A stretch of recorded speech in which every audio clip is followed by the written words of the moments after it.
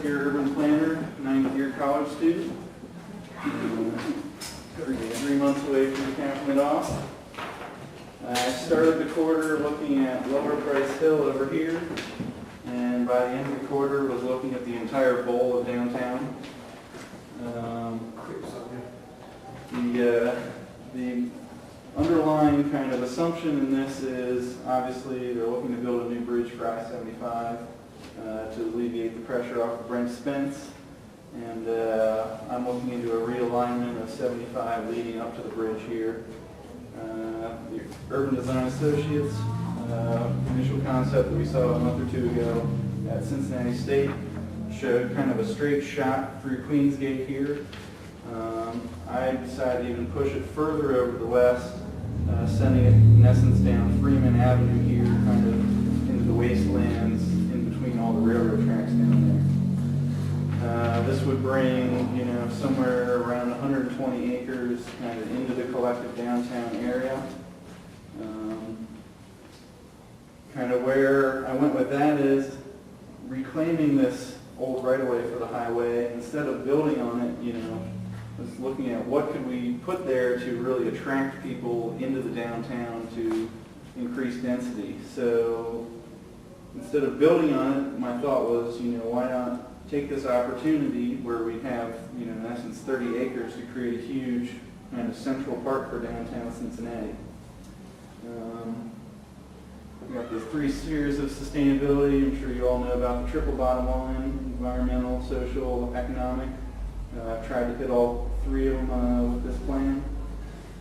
So starting with the new Queensgate neighborhood, which the plan is down here.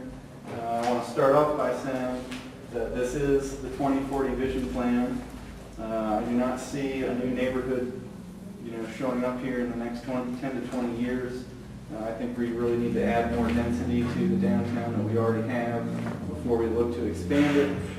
But looking to the future, realigning 75 would allow for that expansion of the downtown if we could get to that point. Looking at the kind of neighborhood plan down here, brown in the middle would be resemble much of what we already have in Over the Rhine, building on the historic architecture that we have. Anchoring this new neighborhood would be revitalized the old Hootapole Brewery district, Hootapole Brewery down here, turn into maybe a collective of smaller microbreweries with a beer hall, really to kind of be the entertainment center for the new neighborhood. Surrounding the neighborhood would be taller condo and office buildings. This is the Book Cadillac Hotel in Detroit. Again, it's got the same Italianate style, just at a much grander scale than Over the Rhine. And then you'll see in the park some circular colors. Those I see being in the park as more organically shaped condo and office buildings with some curves that kind of, again, fit with the kind of organic nature of the park. I see the park as really being a connector of the numerous different kind of neighborhoods of downtown. And down here I've got a kind of a massing diagram of new neighborhood with the park going through it. Again, very high density on each side of the park, much like Central Park in New York, where you have the walls of buildings on each side.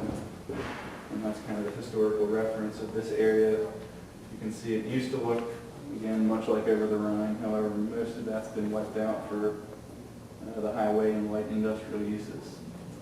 Actually getting into the park, a case study of